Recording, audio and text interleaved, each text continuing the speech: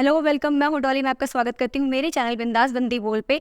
आज जिस Korean drama की मैं बात करने जा रही हूँ वो नेटफ्लिक्स की ऑनगोइंग सीरीज, ये रोम कॉम सीरीज जो कि एक funniest transition I ever seen series है, जिसमें एक जॉब सीकर है जो पिछले कई सालों से जॉब सर्च कर रही है और जॉब सर्च करते करते वो अपने मैक्सिमम अटेम्प्ट्स पे पहुंच चुकी है। एक दिन जब वो जॉब के लिए अप्लाई कर रही होती है, वहाँ पे एक बंदा आता है। वो खुद को एक गवर्नमेंट एम्प्लॉय बताता है और वो उससे पूछता है क्या तुम्हें जॉब चाहिए, मैं तुम्हारी हेल्प कर सकता हूँ एक गवर्नमेंट जॉब लगवाने में, अगर तुम चाहो तो। वो उसको नेक्स्ट डे बुलाता है कुछ डॉक्यूमेंट्स एंड पैसे के साथ, और वो नेक्स्ट डे बिना किसी को कुछ भी बताए अपनी मॉम की सारी सेविंग्स जो कि एक पासबुक में होती है और अपने सारे डॉक्यूमेंट्स के साथ उस कॉफी शॉप में पहुंच जाती है जहाँ पे वो ऑलरेडी वो बंदा बैठा होता है और वो अपने डॉक्यूमेंट्स और पासबुक दे ही रही होती है। बाई चांस वहाँ पे एक प्रोसिक्यूटर भी बैठा होता है और वो सारी चीजें देख रहा होता है किस तरीके से वो फ्रॉड का शिकार हो रही है। वो ना चाहते हुए भी वहाँ पे पहुंच जाता है। उस आदमी से इंक्वायरी करने लगता है, पूछने लगता है तुम किस डिपार्टमेंट में हो, अपना आईडी कार्ड दिखाओ, ये वो। तो वो वहां से भागने की कोशिश करता। तभी वो जो प्रोसिक्यूटर होता है पुलिस को इन्फॉर्म कर देता। फिर उस लड़की को समझ में आ जाता है कि मेरे साथ फ्रॉड हो गया है, लेकिन जब तक उसे समझ में आता तब तक वो अपनी पासबुक और डॉक्यूमेंट्स वो उसे देख चुकी होती है। पुलिस स्टेशन के बाद जब वो घर पहुंचती है, वो किसी को नहीं बताती है कि उसके साथ क्या हुआ है,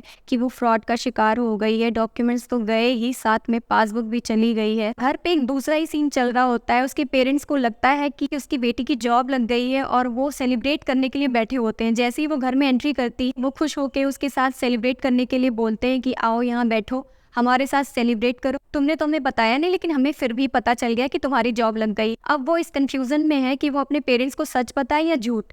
फिलहाल तो वो उन्हें दुखी नहीं करना चाहती थी और उन्हीं के साथ बैठ के वो सेलिब्रेट करने लगती। सेलिब्रेट करते करते वो बाहर आ जाती है और बाहर आके देखती है उसको एक बिल्ली दिखती है, और ये वही बिल्ली होती जो काफी दिनों से उसका पीछा कर रही होती है। तो वो उस बिल्ली के पीछे पीछे जाने लगती और उसका पीछा करते करते वो एक कुएं में गिर जाती है। जब उसकी आंख खुलती है सुबह, तो वो खुद को अपने रूम में पाती। तभी उसको रियलाइज होता है कि उसकी बॉडी में कुछ चेंजेस हुए हैं।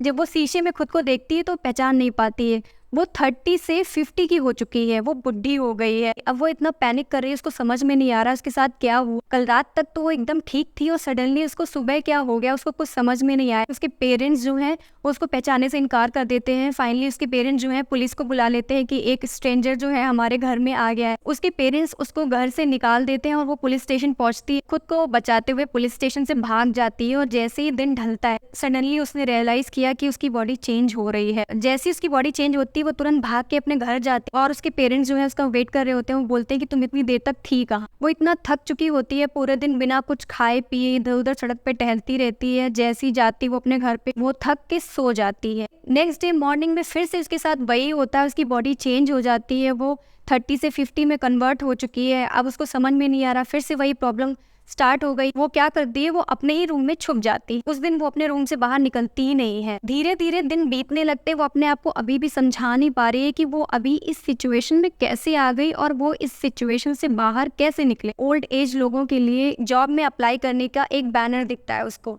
तो उसको थोड़ी सी होप दिखती है। फिर वो सोचती है ट्राई करने में क्या हर्ज है। वो जाती, वहाँ पे बहुत सारे ओल्ड एज सीनियर सिटीजन्स बैठे होते हैं, उन सभी के साथ वो इंटरव्यू देती और उस इंटरव्यू में वो ओवर परफॉर्म करती। वहाँ पे मौजूद सारे इंटरव्यूअर ये देख के हैरान हो जाते हैं कि कैसे ये एक ओल्ड एज पर्सन इतना ज्यादा एनर्जेटिक है। उसके अंदर बहुत सारी एक्स्ट्राऑर्डिनरी स्किल्स होती हैं जो सिर्फ उसे पता है, बाकी किसी को नहीं, क्योंकि वो आज की यंग जनरेशन की है। अब ये बात अलग है कि उसकी सिचुएशन इस टाइम पे सेम नहीं है, लेकिन है तो वो यंग जनरेशन की। और उस इंटरव्यू के बाद उसको कंफर्मेशन कॉल आ जाती है कि उसकी जॉब लग गई है। वो इतनी खुश हो जाती है। जब वो नॉर्मल थी तब उसने बहुत ट्राई किया, उसको जॉब नहीं मिली। आज जब वो बताना चाहती तो वो बता नहीं सकती, क्योंकि किसको बताए, कोई समझ ही नहीं पाएगा कि वो किस सिचुएशन में है। अब उसकी दो लाइफ स्टार्ट हो गई, सुबह से शाम वाली और शाम से रात वाली। तो वो क्या करती है, सुबह अपने घर से जल्दी निकलती है और शाम में जल्दी वापस आती है। जॉब के फर्स्ट डे उसे पता चलता है उसकी जॉब क्लीनिंग डिपार्टमेंट में एज ए क्लीनिंग स्टाफ लगा है। फिर भी वो डिमोरलाइज नहीं होती, वो इस बात से खुश है कि उसके हाथ में एक जॉब तो है। बाई चांस सीन ऐसा बनता है कि जो वो प्रोसिक्यूटर होता है उसका भी ट्रांसफर होके वो उसी ऑफिस में आ जाता है। अब क्या है, जैसे कि हर ऑफिस में पॉलिटिक्स होती है, यहाँ पे पॉलिटिक्स बहुत जोरदार है।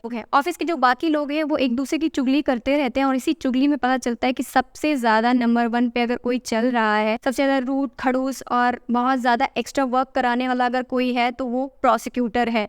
उसके ऑफिस में कोई भी जाता है ज्यादा दिन टिक नहीं पाता है, जिसकी वजह से जो कंपनी का डायरेक्टर होता है बाकी सारे लोग मिलकर एक पॉलिटिक्स कर देते हैं। स्टाफ डिपार्टमेंट से एक बंदे को इसके ऑफिस में डाल दो, फिर उसके बाद देखो ये क्या करता है। इन सारे प्रोसेस के बीच में जो लड़की होती है उसको प्रोसिक्यूटर के office as a secretary hire किया जाता है। उसे देख के वो प्रोसिक्यूटर और उसका कलीग भड़क जाता है। अब वो सोचता है कि इसको इतने डिफिकल्ट टास्क दो कि ये कंप्लीट ही ना कर पाए और अपने आप खुद रिजाइन करके भाग जाए। पर उसे ये नहीं पता कि ये कोई नॉर्मल आंटी नहीं है, ये आज की जनरेशन की एक टफ कॉम्पिटिटर है, जिससे जो भी काम बोला जाता है वो समय से पहले कंप्लीट कर देती, चाहे वो कोडिंग का हो या माउंटेन क्लाइंबिंग। वो सब कुछ फटाफट कर डालती है, वो भी टाइम के अंदर, जिसे देख के सब दंग रह जाते हैं। किसी को यकीन नहीं होता अपनी आंखों पे कि कैसे एक ओल्ड एज पर्सन इतना ओवर एक्टिव हो सकता है और हर एक चीज उसको पता है, चाहे वो कोई टेक्नोलॉजी से रिलेटेड हो या कोई टॉप सीक्रेट मिशन। वहीं उसी ऑफिस में एक और मेन कैरेक्टर है जो इस सीरीज का थर्ड मेन कैरेक्टर, वो एक फेमस सिंगर है जो अपनी सर्विस देने के लिए उस ऑफिस में आया है। अब इन तीनों का कॉम्बिनेशन किस तरीके से स्टोरी को आगे ले जाता है वो देखना बहुत ही ज्यादा फनीएस्ट है। ये शो मुझे तो बहुत ही ज्यादा फनी लगा, हर एक एपिसोड इतना फनी है कि हंसते हंसते पेट में दर्द हो जाता है। ये सीरीज नेटफ्लिक्स पे ऑन गोइंग है, जिसे मैं रेट करूंगी 9 आउट ऑफ 10। आपको भी इसे जरूर चेकआउट करना चाहिए। और एंड में अपने राय या कोई सजेशंस मुझे बताएं मेरे कमेंट सेक्शन में कमेंट करके।